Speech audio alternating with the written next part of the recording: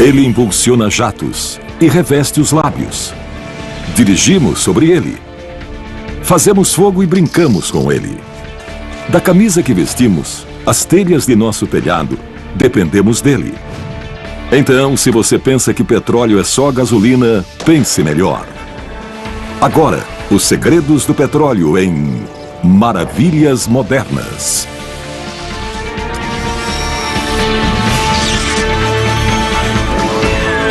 Maravilhas Modernas. Você ouviu bem. O mundo como o conhecemos está chegando ao fim. Suprimento incerto e demanda crescente tornaram o petróleo barato uma coisa do passado. Mas preços mais altos na bomba de gasolina não são o único impacto a longo prazo. Você pode não se dar conta, mas o primeiro segredo do petróleo é simples. Ele está em toda parte. Podemos falar do asfalto à aspirina, de cosméticos a computadores, de capacetes a válvulas cardíacas, de vidro blindado a cortina de chuveiro, de guarda-chuva a embalagens e tudo o mais. Óleo lubrifica nossas máquinas, nossas armas e até nossa pele. Ele agrega materiais em estradas e casas. E provê materiais químicos para a fabricação de plásticos, borracha e fibras sintéticas. Olhe à sua volta. 30% dos televisores são feitos de materiais derivados de petróleo. Pelo menos 50% de seu tênis. Quase 100% de sua roupa de exercício. E também o detergente usado para lavar isso tudo. Lentes de contato também. Escova de dente idem. Mas espere. Ele disse que aspirina era feita de petróleo? A aspirina e muitos outros produtos farmacêuticos têm petróleo por base, como drogas contra o câncer. E poucos sabem que a indústria petroquímica fornece muitos materiais de construção. Há um século, nada disso era verdade. Naquele tempo, a borracha vinha de árvores. Os plásticos não eram conhecidos. E nosso maior meio de transporte exigia que se carregassem toneladas de carvão. Mas surgiu o motor a combustão, nossa mobilidade aumentou e o petróleo se tornou rei. Toda a nossa sociedade amadureceu no conceito desse material fantástico, disponível a baixo custo, que pode ser entregue à nossa porta. E dos últimos 100 anos, gastamos 50 criando novos usos dessa grande matéria-prima. Gás natural, petróleo bruto e fazendo acontecer muita coisa mágica. Um barril de petróleo bruto equivale a 160 litros e os americanos consomem 20 milhões deles por dia. 50% de cada barril são usados para produzir gasolina e outros 15% para diesel. Mas são os 35% restantes que se tornaram a espinha dorsal de nosso mundo.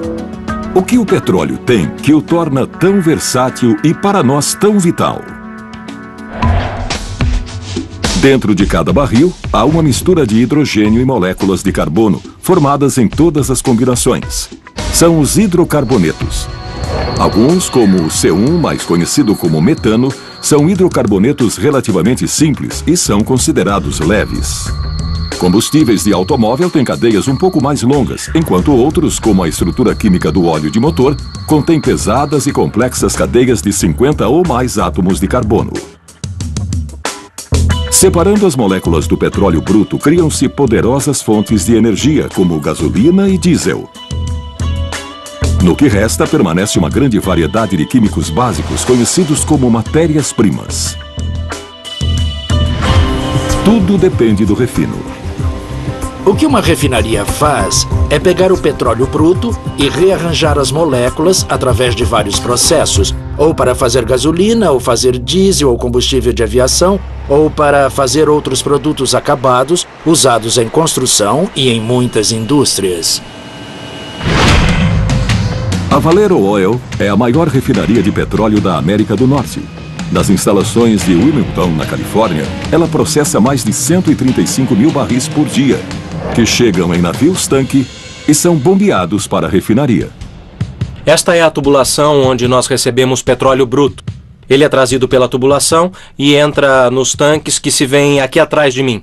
Temos 4 grandes tanques de quase 300 mil barris cada um. Qualquer refinaria é uma grande planta química que faz 4 tarefas básicas: destilação, hidrotratamento, fracionamento e mistura. Cada estágio foi definido para criar a mais pura matéria-prima. O primeiro estágio é a destilação, que separa hidrocarbonetos primários uns dos outros. A destilação é a primeira fase do refino. É onde nós pegamos o petróleo bruto, que vem dos tanques de armazenagem, e começamos a separação inicial. Uma fornalha ligada à torre começa a ferver o petróleo a 370 graus centígrados. À medida que o calor aumenta, diferentes moléculas de hidrocarbonetos começam a se vaporizar a diferentes temperaturas. Já separados, os vapores sobem pela torre, se resfriam e se condensam, e são depois removidos em níveis específicos. Os hidrocarbonetos mais leves, como os gases usados para fazer aspirina, vão para o topo, enquanto os mais pesados, usados em óleo para motores e asfalto, ficam embaixo. Como resultado, o material original, petróleo, foi separado em várias frações. O que se obtém do fracionamento do petróleo bruto é o que estamos vendo aqui. Começando com o produto mais leve. Nós temos o gás natural, que tem que ser armazenado sob pressão, neste recipiente aqui. Temos a gasolina leve, uma gasolina mais pesada chamada nafta. Nós temos o combustível para aviação, nós temos o diesel, temos os produtos de gasóleo e temos os resíduos, como o asfalto, ou neste caso, o coque de petróleo. Nada do que sai da torre de destilação é um produto acabado. Todos vão requerer outros processos. Depois de mais de 1 milhão de anos sob a Terra, os produtos devem ser limpos de contaminantes, principalmente do enxofre. Neste processo, nós misturamos hidrogênio ao óleo, que depois passa por trocadores de calor e passa pelo aquecedor, onde a temperatura é elevada a 370 graus. Então ele passa por um catalisador, que junto com o hidrogênio remove os contaminantes do óleo antes dele seguir para um novo processo. O resultado é um produto sem contaminantes, como este combustível de aviação. A maioria dos aeroportos mantém uma tubulação direta com refinarias locais.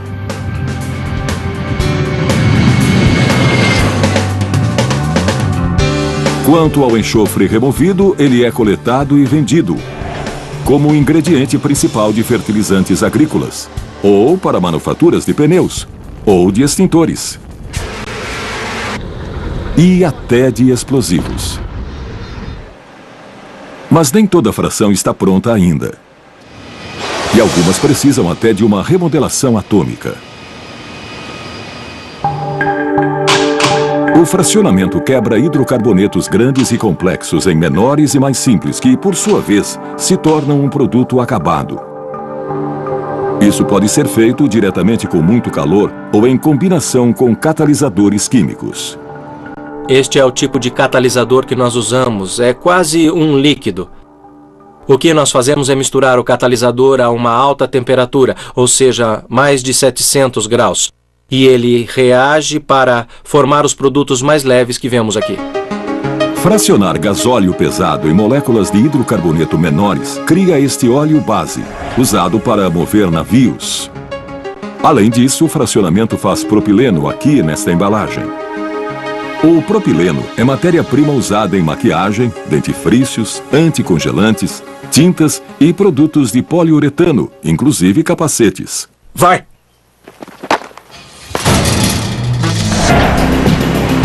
Nenhuma refinaria nova foi construída nos Estados Unidos desde 1974. Só aumentando sua eficiência, as refinarias puderam atender a crescente demanda. Nós não jogamos nada fora. O barril de petróleo bruto é um recurso valioso demais para não tentarmos tirar tudo o que podemos dele. Tratamos de usar 100% do barril. Através de sua história, a indústria usou descobertas casuais para fazer produtos úteis de algo que parecia lixo. A cera que saía do uso das brocas de perfuração muitas vezes obstruía os mecanismos. Ao ver que os trabalhadores usavam a cera como bálsamo para cortes, o químico Robert Chesbrough começou a brincar com ela. E mais tarde, chamou o novo produto de vaselina. Com outra origem, hoje em dia um pote de vaselina é vendido a cada 39 segundos, como um subproduto do refino de lubrificantes de petróleo. O coque de petróleo, um resíduo que sobra depois que se retiram outros fracionamentos, foi dado como inútil, até que foi usado em metalurgia como combustível de fornalhas. O lixo é um recurso. Começaram a procurar e acharam usos para os vários subprodutos que foram criados no processo de refino. Em 1910, o proprietário de um Ford T pediu ao cientista Walter Snelling que examinasse os vapores do escapamento de seu carro. 2 anos depois, Snelling patenteou sua nova descoberta: o propano. Propano é desses combustíveis que ninguém sabe o que está fazendo. É um subproduto. E fomos capazes, basicamente como indústria, de construir um negócio sobre um produto que no começo da indústria era um tipo de coisa literalmente descartada como lixo. O propano surge em múltiplos estágios do refino.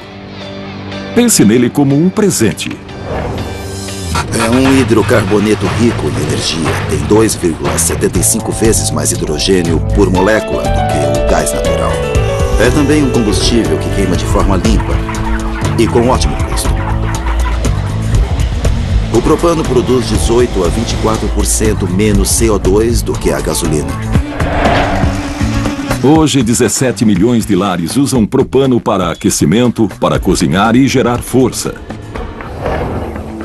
Fazendas orgânicas usam o calor do propano para secar sementes nos campos e para desinfetar currais sem o uso de químicos. E mais de 50 milhões de lares usam propano para acender a churrasqueira. Imaginem que 2% de todo o mercado de energia são usados por mais de 50 milhões de pessoas só para o churrasco. Portabilidade sempre foi uma grande vantagem do petróleo e seus derivados. Comparado ao carvão, por exemplo, é um recurso fácil de movimentar. O petróleo é muito versátil. E um dado-chave é que se trata de um líquido, o que o torna facilmente transportável. O propano não é exceção. Os fabricantes colocam o gás sob pressão, o que o faz se tornar líquido e o torna 270 vezes mais compacto. Porque pode ser guardado como líquido e consumido como gás. Pode-se obter muitas opções em termos de aplicações. Pode parecer um contrassenso, de certa forma, mas essa é uma das propriedades peculiares do propano. Pode ser um líquido e pode ser usado como gás também. Só quando a válvula do tanque é aberta e a pressão interna é normalizada, o propano líquido volta à sua forma original de gás. E está pronto para uso. O propano é o combustível alternativo mais utilizado para automóveis. Existem mais de 11 milhões de veículos que rodam com propano todos os dias. Aqui nos Estados Unidos, quem já esteve em Las Vegas e tomou um táxi do aeroporto para o hotel, andou num táxi movido a propano. Se você pensa que o petróleo se atém a isso, responda. O que banheiras, isopor para embalagens e depósitos de armas ultra-secretos têm em comum? Uma palavra: plásticos. O subproduto mais prolífico do petróleo. As refinarias americanas processam mais de 6 bilhões de barris de petróleo por ano. Mas há um fato surpreendente. De menos de 5% disso, saem mais de 45 milhões de toneladas de plásticos. É mais plástico do que a soma do peso de cada homem, mulher e criança dos Estados Unidos. O plástico é o mais abundante produto acabado do petróleo. Não vivemos sem ele, mas ele está ficando caro. Mesmo algo simples como um copo de papel tem sua funcionalidade no revestimento plástico interno, porque se não fosse isso, o líquido seria derramado, porque o plástico mantém o líquido dentro do copo e viabiliza o uso do copo de papel. O plástico é feito de químicos chamados monômeros, que vêm dos gases coletados no refino do petróleo e do gás natural. Como outras frações, esses gases também são fracionados em hidrocarbonetos menores, as matérias-primas químicas. Com 7 matérias-primas básicas, incluindo o etileno, o propileno e o benzeno, se fazem quase todos os plásticos produzidos no mundo. O nylon é um exemplo em que podemos mostrar como isso é feito. Nós estamos pegando um diácido e agora vamos adicionar uma diamina. E da interface desses dois químicos, os dois derivados do petróleo, vamos obter o nylon. Por ano, 3,5 milhões de toneladas de nylon produzem desde meias a paraquedas. Mas o nylon não é o único a ter muitos usos. Quase todos os plásticos podem ser formados e moldados de infinitas formas. É o que o torna tão valioso. Muita gente acha que plástico sempre foi barato, mas isso não é verdade. Por muito tempo, plásticos foram mais caros do que metais. A parte que é barata é a produção de tantos tipos de coisas. A Spartek Plastics é uma fábrica internacional de materiais plásticos, com produção anual de mais de 770 mil toneladas. Seus materiais são encontrados em tudo, de embalagens de alimentos a máquinas de bronzear e a vidros blindados.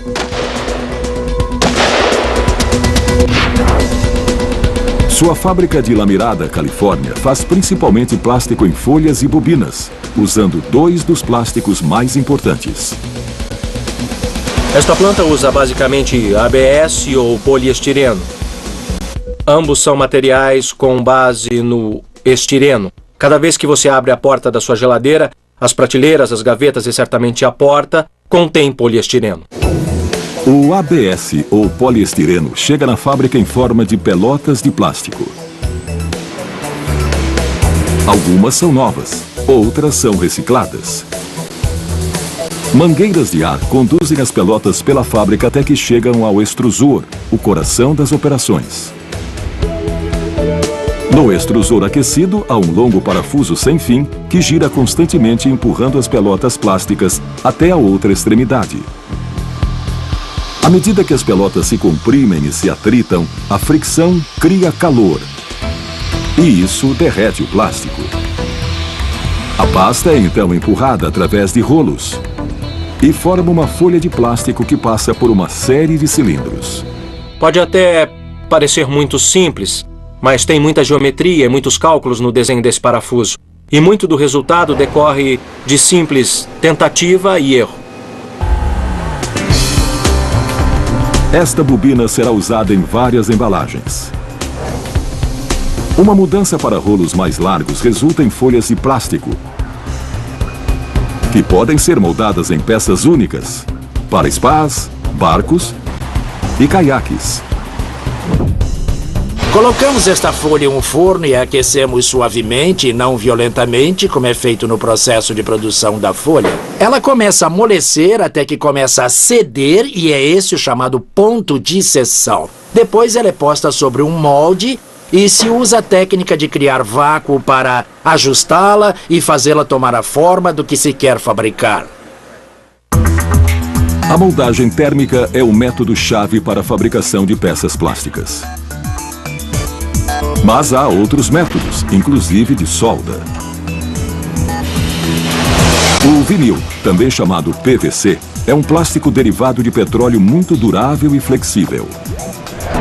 Sua praticidade foi posta em uso pela primeira vez nos anos 20, por um engenheiro químico que queria, diz a lenda, uma boa bola de golfe. Até hoje, plásticos são muito usados na manufatura de bolas de golfe.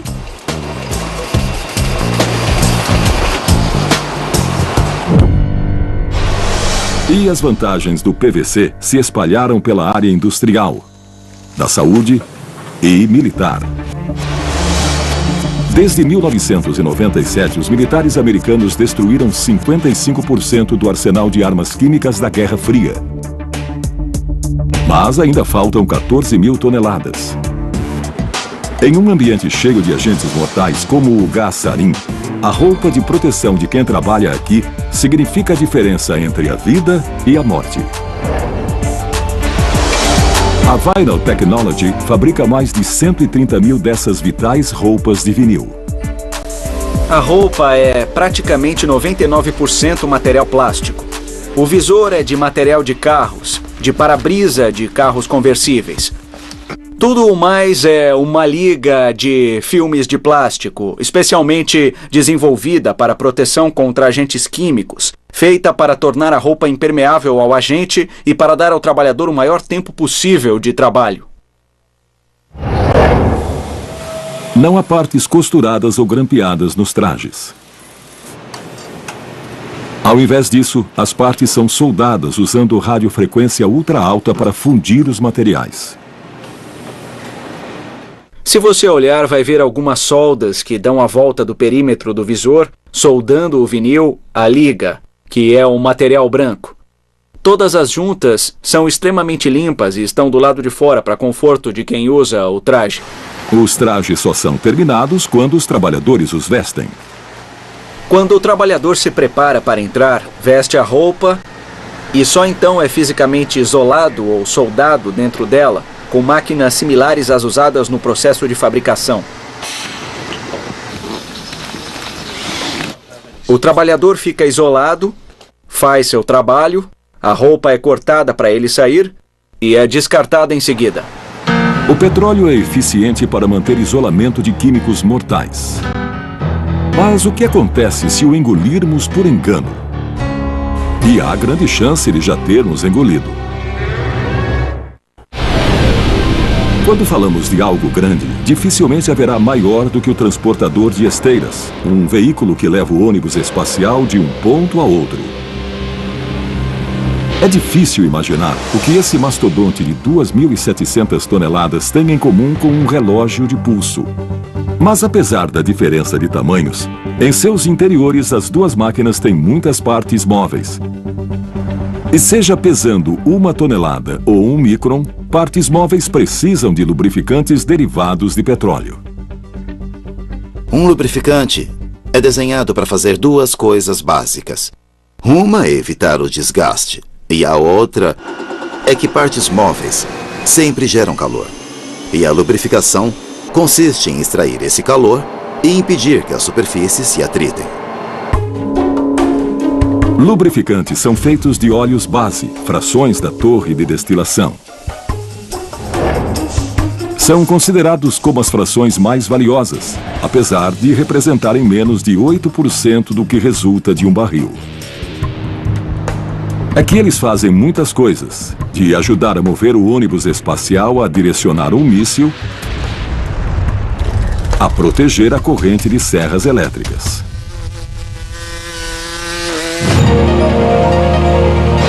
Fabricantes de lubrificantes especiais recebem óleos base de refinarias de todo o país e os misturam para criar mais de 1.000 diferentes lubrificantes.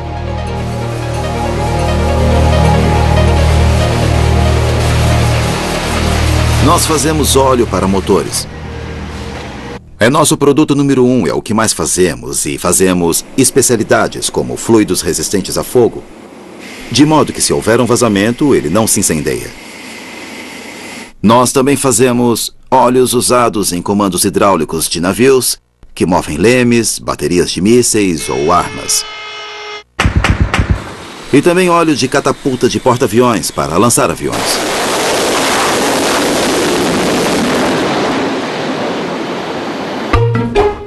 O trabalho do lubrificante é formar um filme entre duas peças que se movem. O filme deve ser grosso o suficiente para aguentar a fricção, mas não grosso a ponto de degradar o funcionamento das peças. Viscosidade é o termo usado para descrever a espessura do filme, e ela é determinada pela mistura de óleos base e a incorporação de aditivos químicos. Esta é a chamada área de mistura, também conhecida como o ninho de cobras. É aqui que pegamos e misturamos as matérias-primas.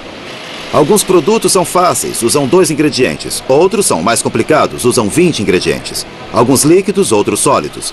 É aqui que ganhamos dinheiro ou perdemos. O que dá errado aqui sai muito caro. Um dos aditivos é ele mesmo derivado de petróleo e é usado para fazer óleo automotivo usado no inverno. Chama-se aumentador de índice de viscosidade e vem em blocos de 22 quilos. Mas observem, ele não é sólido. É um fluido a frio. Se o deixarmos aqui desembalado, quando viermos amanhã de manhã, ele terá se derramado no chão. Parece sólido, mas ainda é um líquido. Um líquido muito grosso e viscoso. O material é picado, aquecido e misturado ao óleo do motor para garantir que ele continue fluido em qualquer estação. Como é uma substância que nos permite usar o mesmo óleo no inverno e também no verão, ela se expande muito rapidamente.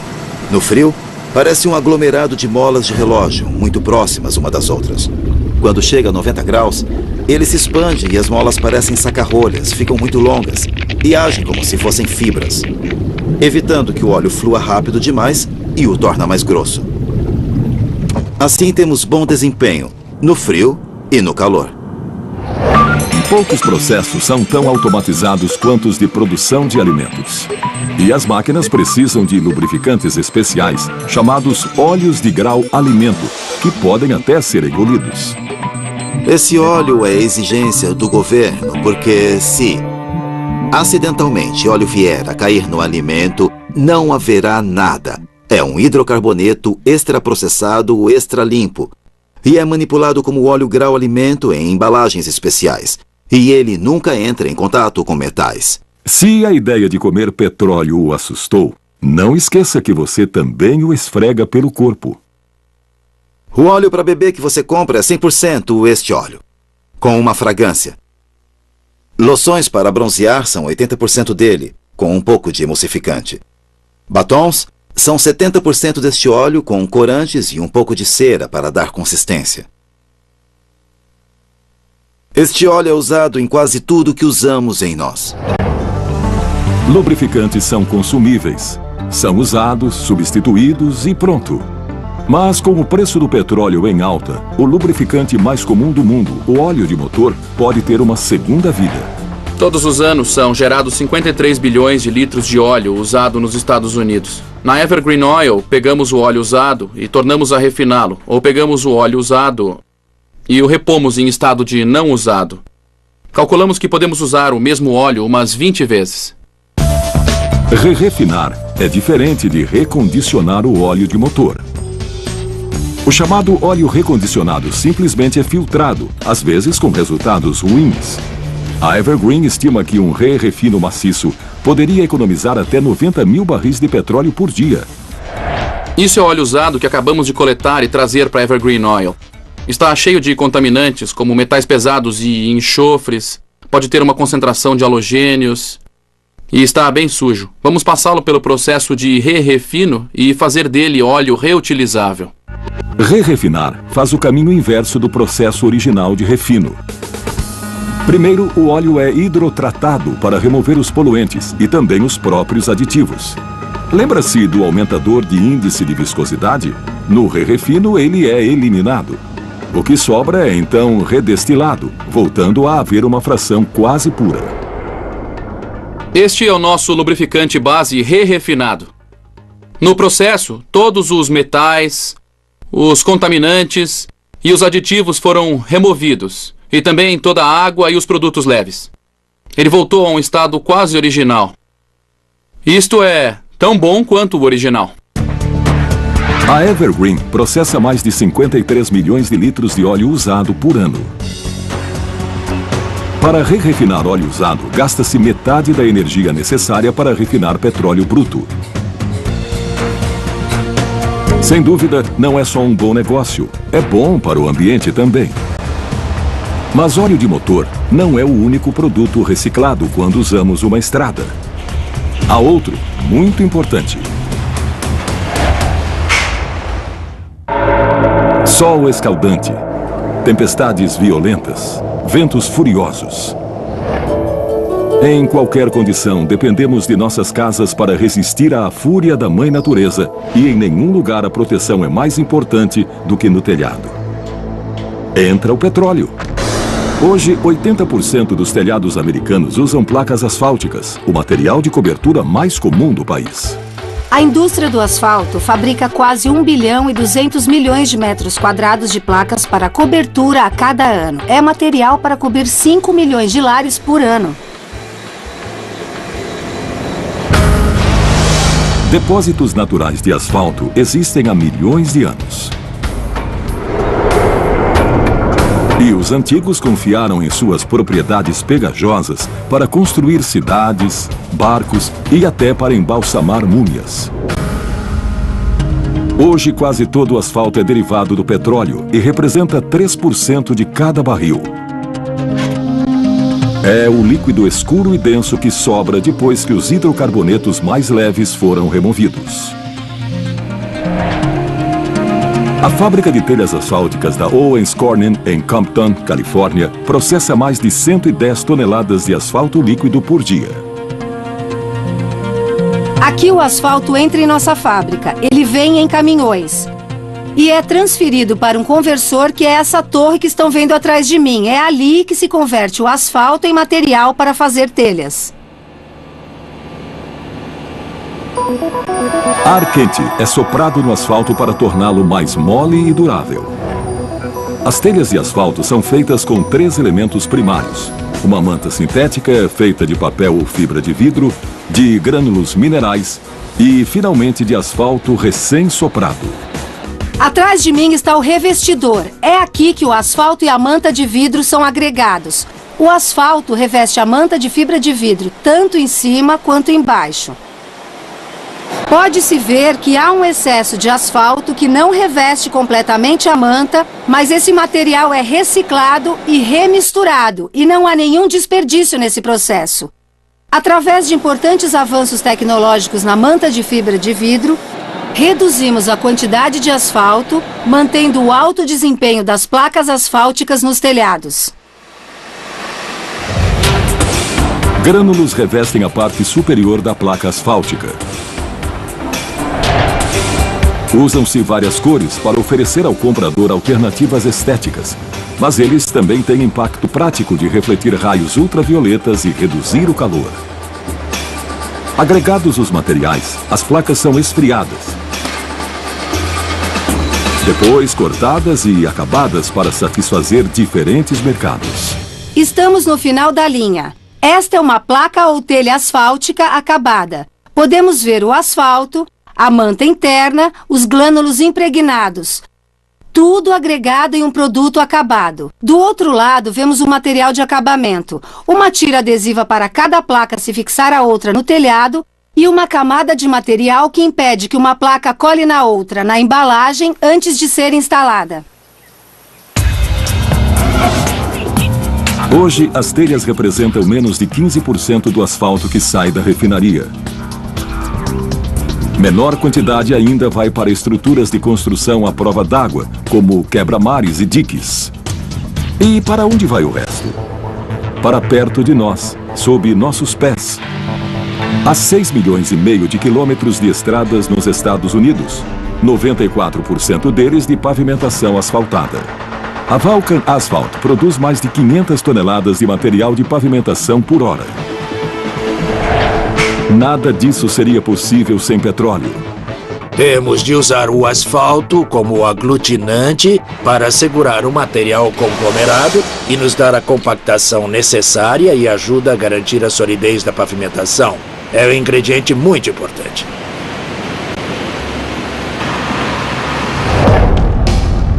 O material de pavimentação é feito com areia e vários tamanhos de pedra britada, conhecida como conglomerado, tudo misturado e combinado. Como se vê, são vários tamanhos, pedra de 1,5 centímetros, de 2 centímetros, areia. São os vários tamanhos que usamos na mistura. Para fazer uma boa mistura, deve-se preencher todos os vãos. Não pode haver espaços, então começamos com o tamanho maior e vamos acrescentando os tamanhos menores até que tudo fique compacto. Senão a estrada vai ceder ao peso. E o asfalto preenche os vãos restantes e aglutina o conglomerado. Há a mistura certa para cada superfície. Definida a fórmula certa, o conglomerado é levado a um secador, onde é aquecido a quase 900 graus centígrados. Queremos o conglomerado completamente seco antes de misturar o asfalto, porque asfalto e água não se misturam. Dentro do secador, a Vulcan também coloca asfalto reciclado na mistura, economizando tanto pedra quanto asfalto. Isto é um asfalto reciclado, um dos produtos mais reciclados nos Estados Unidos. Usamos esse material aqui. É uma parte muito importante de nossa mistura para pavimentação. Usamos também asfalto líquido que já foi utilizado.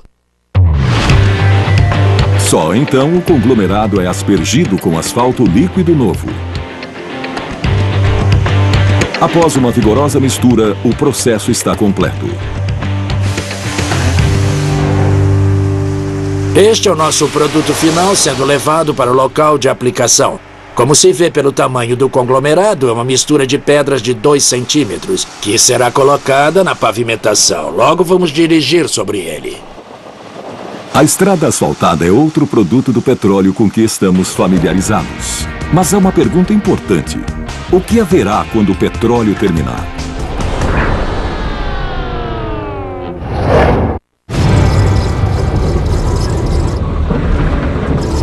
O que vai acontecer quando o petróleo terminar? Ninguém sabe a época ou a data, mas um consenso se formou. Se a demanda crescer, o fornecimento vai diminuir até que um dia o petróleo bruto vai desaparecer como recurso natural primário. Melhor será nos prepararmos.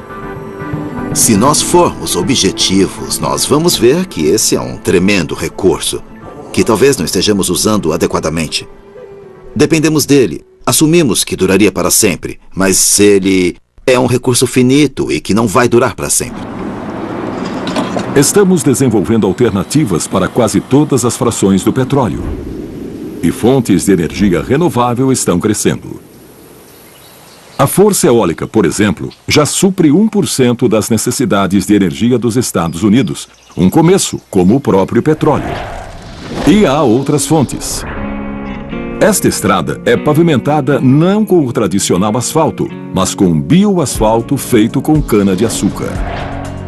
E apesar de a maioria dos óleos de motor conterem petróleo, o custo de lubrificantes totalmente sintéticos continua a cair.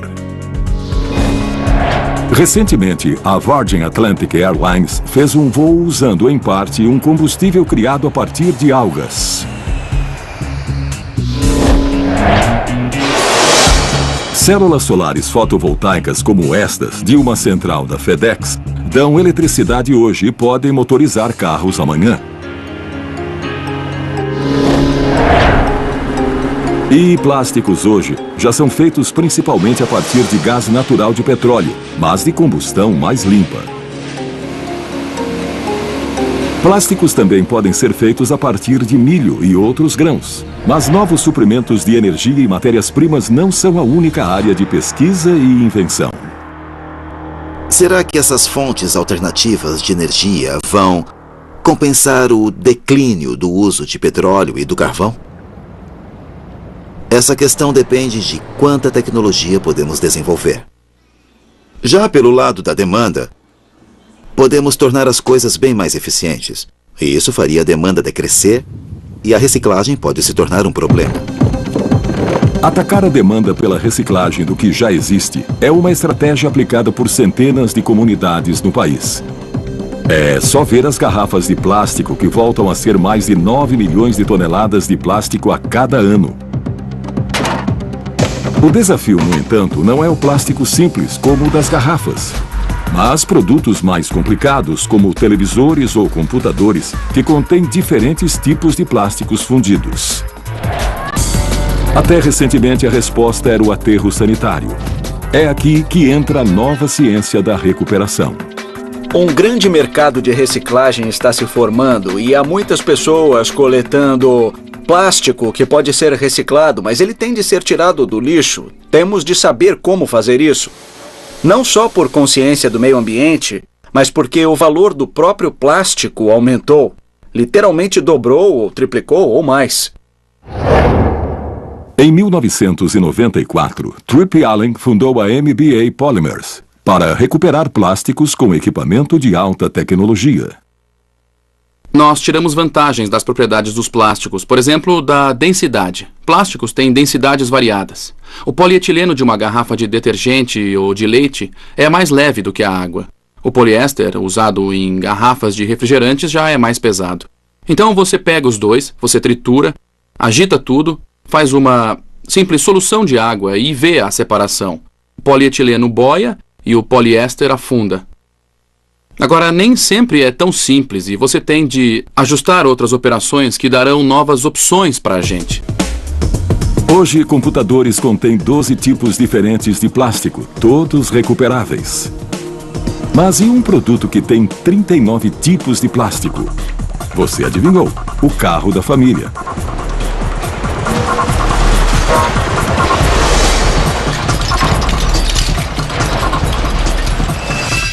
Isto é o que sobrou do carro da família. Quando é triturado, tiram o aço e vários metais não ferrosos e deixam um material que chamam resíduo automotivo. Isso contém de tudo, desde lanternas e seu suporte até pedras e tapetes, uma mistura de materiais. Esses restos são mandados para o lixo. Isto não tem o cheiro ruim de lixo, então usam isto para cobrir o lixo normal. Parece ser o fim da linha.